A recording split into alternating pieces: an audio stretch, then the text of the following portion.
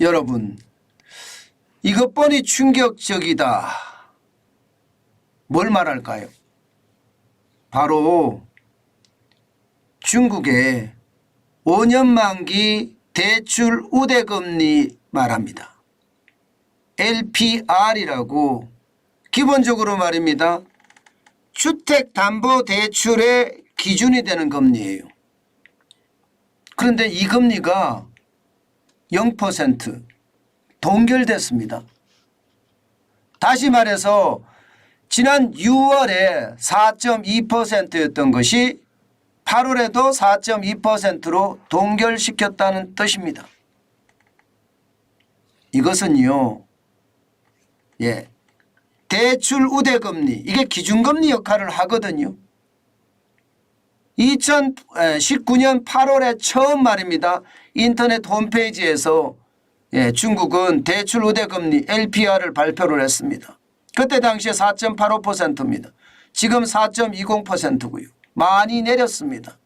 그런데 이번에 동결은요, 시장에 던지는 의미가 저는 굉장히 크다고 생각을 합니다.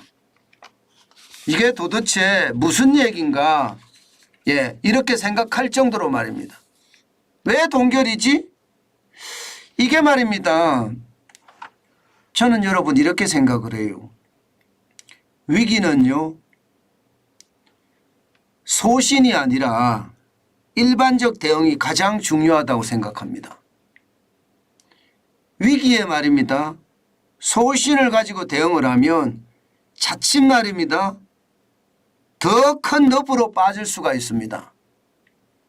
하물며 소신이 아니라 만약에 교리라면 어떨까요? 이념이라면 어떨까요? 이것은 더 큰 충격에 빠뜨릴 수가 있습니다. 예를 들어서 말입니다. 2008년 당시에 미 재무장관이 헨리 폴슨이었습니다. 이 헨리 폴슨은요, 투자은행을 위한 구제자금은 반시장적이기 때문에 안 된다, 이렇게 이야기했어요. 사실 반시장적이기 때문에 안 된다, 그것도 투자은행에 대한 구제금융은 안 된다, 그 말이 결국은 리먼 브러더스 사태가 촉발된 겁니다. 리먼 브러더스라는 투자은행이 무너졌고요, 그 바람에 금융위기가 전 세계를 휩쓸었거든요. 바로 자유시장경제주의에 대해서 너무 맹신을 하다 보니까 시장에서는요, 오히려 역효과가 났다, 이렇게 이야기합니다. 그런데 지금 중국이 그런 경향이 있는 것은 아닌가, 이렇게 전문가들은 생각을 합니다. 무슨 말이냐? 중국의 국가주석인 시진핑은 말입니다. 기본적으로 부채를 통한 성장, 쉽게 말하면 혐오하고 있습니다. 굉장히 싫어해요.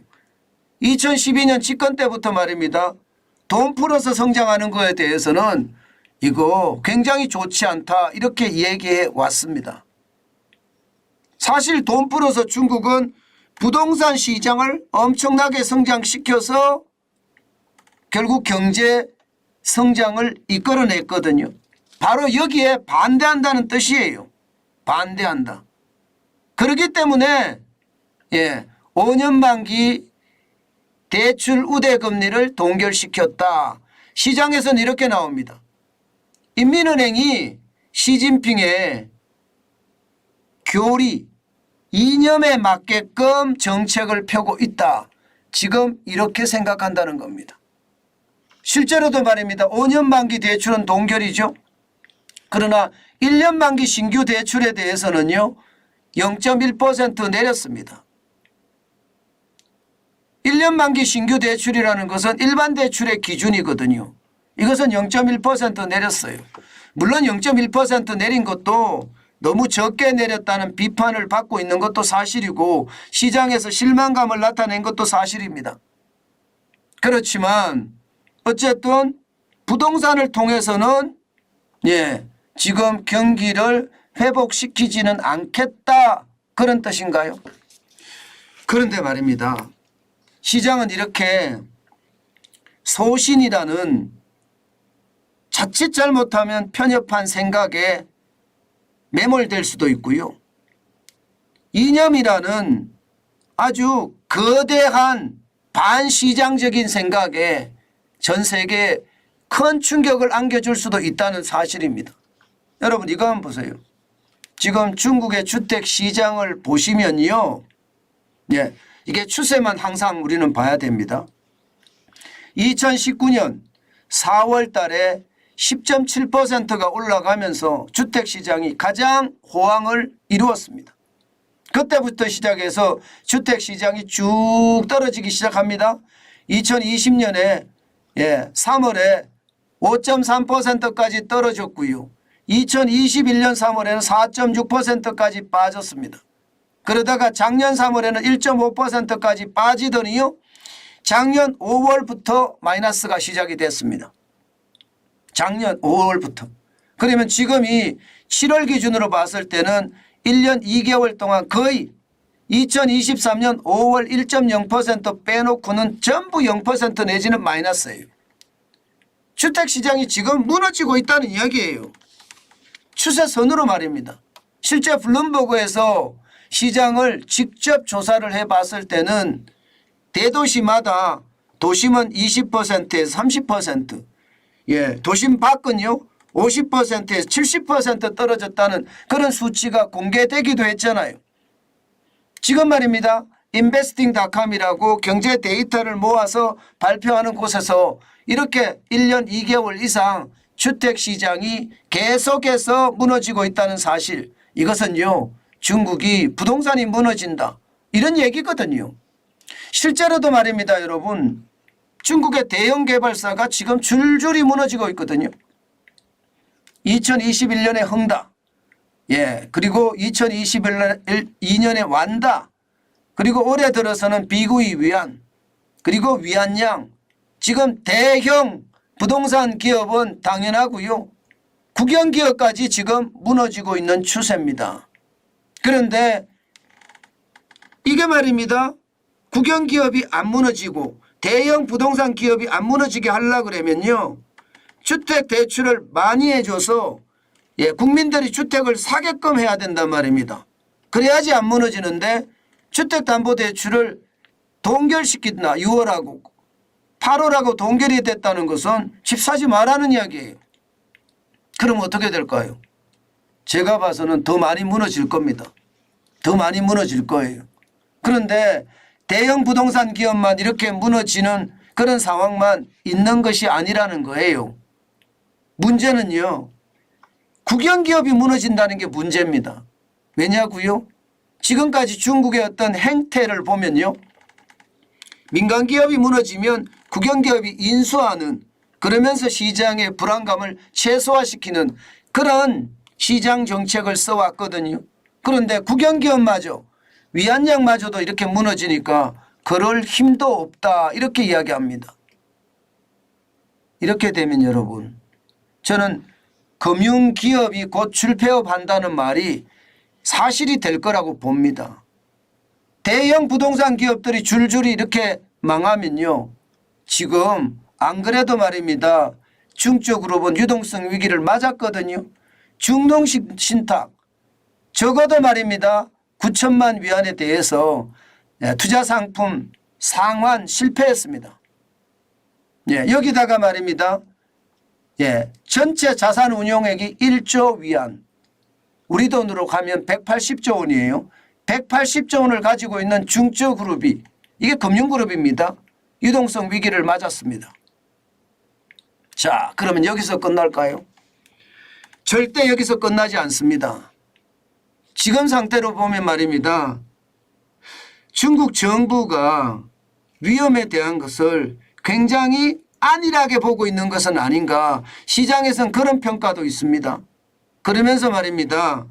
건설업체들이 저렇게까지 무너지면 결국은 이게 금융위기로까지 더 확산될 수 있고요.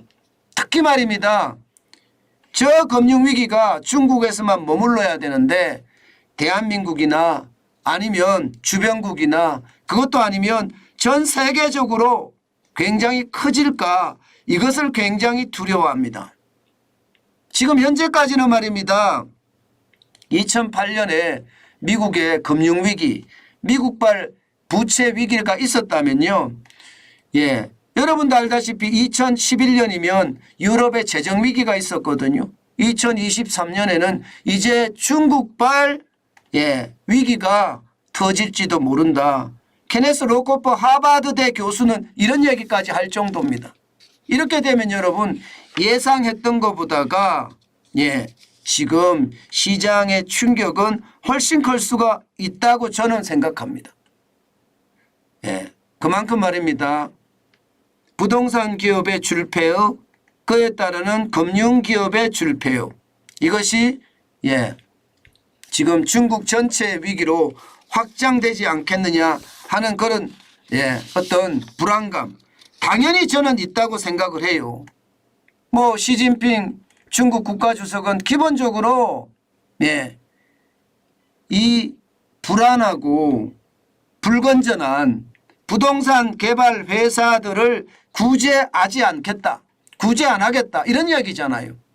이것은 여러분 실제로 말입니다. 큰 위기로 발전될 가능성 저는 굉장히 높아진다고 생각을 합니다. 헨리 폴슨이 말입니다. 2008년에 그 완고함, 그것이 결국은요 시진핑에게서도 나타나는 것은 아닌가. 저는 그렇게 생각합니다. 아마 그런 것이 지금 위안화에도 작동이 되고 있습니다. 실제 시진핑의 정책이 부동산 개발 회사들 구제 안 한다. 그러면 금융위기의 강도는 더 높아진다. 그게 지금 나와 있어요. 8월 16일 날 7.2981 위안이었거든요. 달러당. 8월 22일엔 조금 떨어지는 모양이세요. 7.2030 위안이요. 그러나 장중에는요 7.32가 넘어서는 경우가 많습니다. 그러면 2022년 11월 1일에 7.32 위안, 3257 위안이었거든요. 이 3257 위안을 넘어설 때가 많습니다. 장중에는. 그만큼 말입니다. 지금 중국 시장의 불안감이 굉장히 높다. 점점 높아진다. 저는 이렇게 생각을 합니다. 그만큼 저는 시장의 불안감이 그 어느 때보다 높아진다고 보는 겁니다. 이게 여러분 예상했던 것보다가 훨씬 더 저는 위험한 상황으로 갈 가능성도 굉장히 높다고 봅니다. 제가 지금 주식시장이 굉장히 안정적이에요. 유럽 시장도 중국 시장도 심지어 우리 시장도 너무나 안정적이라서 제가 이야기하는 말이 어떨 때는요. 내가 이야기하는 말이 맞아? 뭐 이런 생각이 들 때가 있거든요. 그런데 말입니다. 저는 제 생각이 맞을 거라고 생각을 해요. 지금 단서를 보면 충분히 그런 단서가 나오고요. 물론 중국 정부가 아주 강력하게 잘 대책을 마련해서 시장의 위협이 없게 만들 수도 있겠죠. 저는 그럴 수도 있다고 생각을 해요. 정책을 잘 쓰면. 그러나 지금 보면 말입니다. 이념에 얽매여 있고요. 교조주의적인 성격이 나타나죠. 그 교조주의 성격은요. 반시장적이 되거든요. 그 성격 자체가. 그게 말입니다. 시장에 미치는 영향은 저는 오히려 말입니다. 엄청 커질 거라고 생각해요. 그만큼 말입니다. 시장의 불안감이 저는 커졌다 이렇게 보는 거고요.